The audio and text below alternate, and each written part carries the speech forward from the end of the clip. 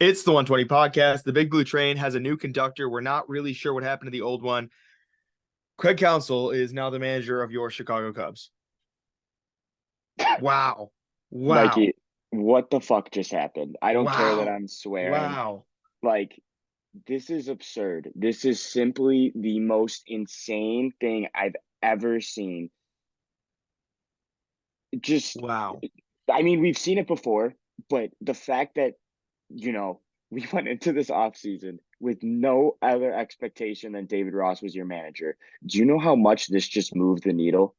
Truly, as much as we hated this guy for however long he was in Milwaukee, he's the manager of the fucking Chicago Cubs. A cup, two F bombs from Ben. Love it. We'll talk about some big things. This is gonna be a big.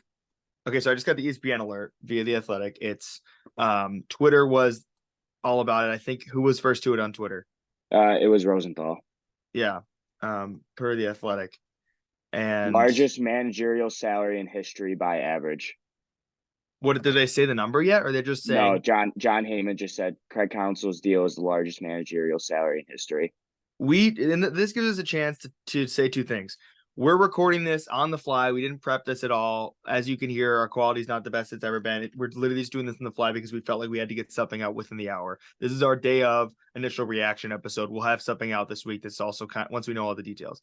Second, and that kind of brings into this point, we don't know all the details. I don't know what's going to happen with David Ross. I don't know what the contract details are. I don't know what the debate was with Craig Counsell, or how close he was to staying with the Brewers or with a different team. All these things will come in time, but the bottom line is Craig Counsell is becoming the next manager of the Chicago Cubs. And as Ben mentioned, that completely moves the needle. That invites them to almost force their hand at playing well in free agency, right? Like you can't do that and then not and settle with some of the players that you have or some of the other options out there. You have to go get a Juan Soto now. You have to go get a Pete Alonso, or re-sign a Cody Bellinger, sign a Shohei Ohtani. You have to figure something out now. This is the moment, and this is a Madden-esque moment. I feel really bad for David Ross, as everyone who's a fan of this podcast would tell you. I am a fan of David Ross. I still am, and I wish the best for him. But it's almost like they had a guy they liked, and an option you couldn't refuse fell into their lap. And let's just say details are very slim right now. We have no idea if Ross could still be staying with the organization in some capacity. Do I think that's going to happen? Absolutely not. They just gave a new guy his job. But exactly what you just said, like Mikey, this is the Cubs just shocked the offseason. They just made shockwaves throughout the offseason because not only did they get probably one of the best managers on the market in years, they also just poached them from their division rivals. They just stole them. And now exactly what you said. This is a sign of things to come. I am fully bought in on this being the offseason. They are going to spend a shitload of money. I think I already said it earlier. I don't even know. It's the highest paid contract of all time. I'm in shock. I'm sorry if we sound stupid, folks.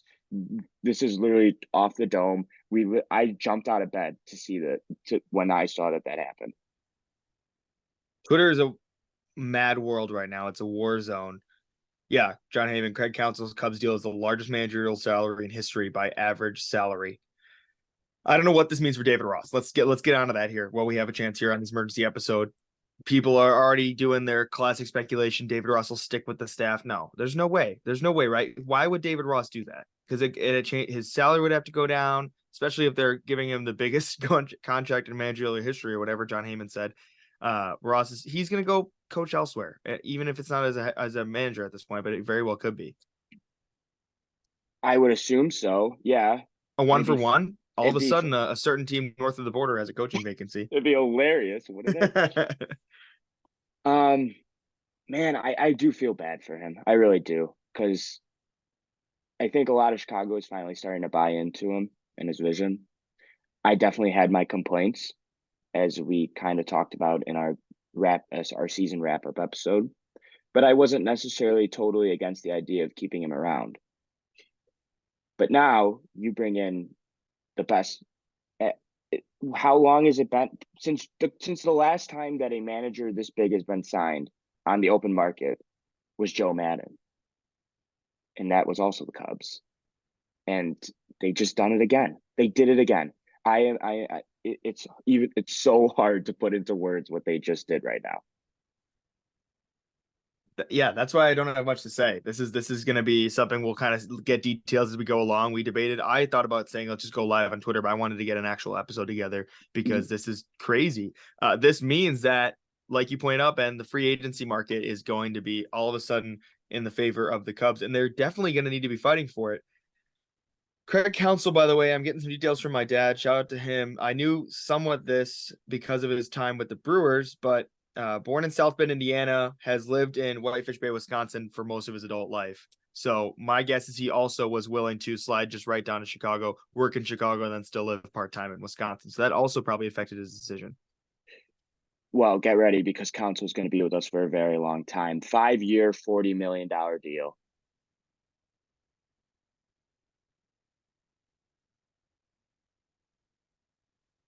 I'm not cutting out that silence.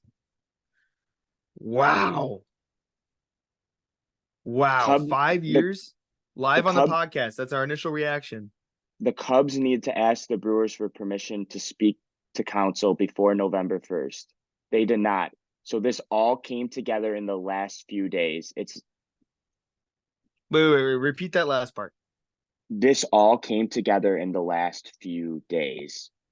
Why though? Wait, repeat what you were saying before. The November 1st. They had to seek permission to speak to Counsell before November 1st.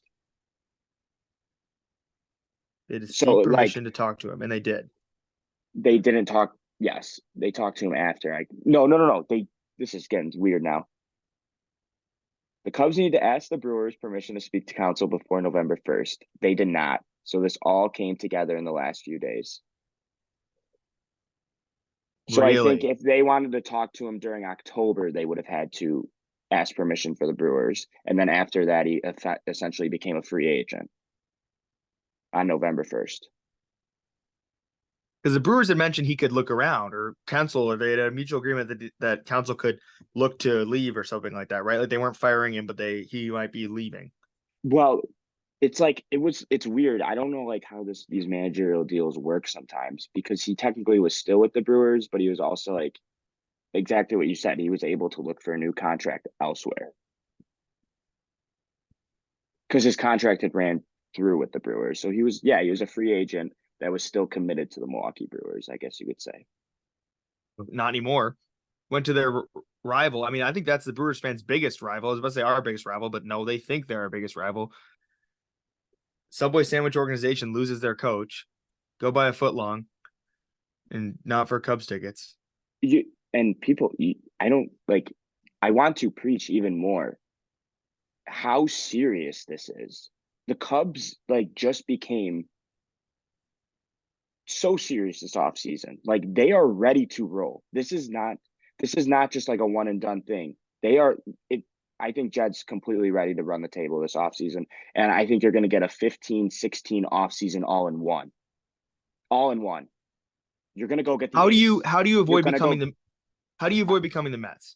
Because they bring in Buck Showalter and they sign every available free agent. How do you avoid that? Fernelli, it's different because look at what the Texas Rangers just did. Look at what the Texas Rangers just did.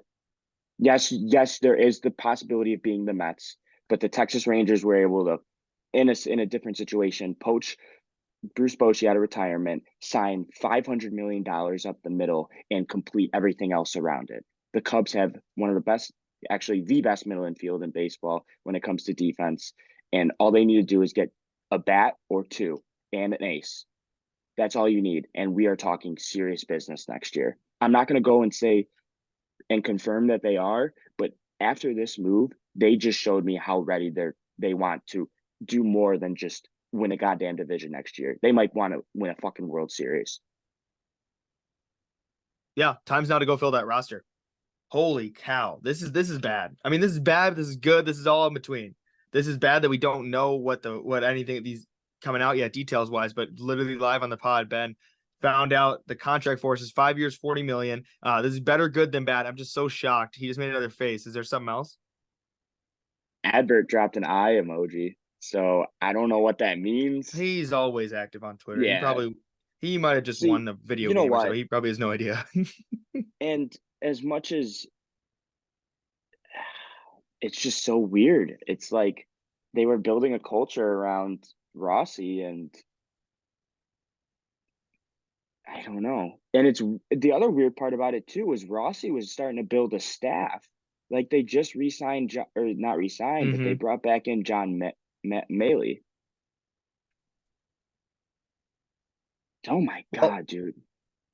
we don't have too many details for now. We're gonna have a better full episode on this signing eventually. This is our quick emergency podcast. We used to call these a 705 podcast because it's not a 120.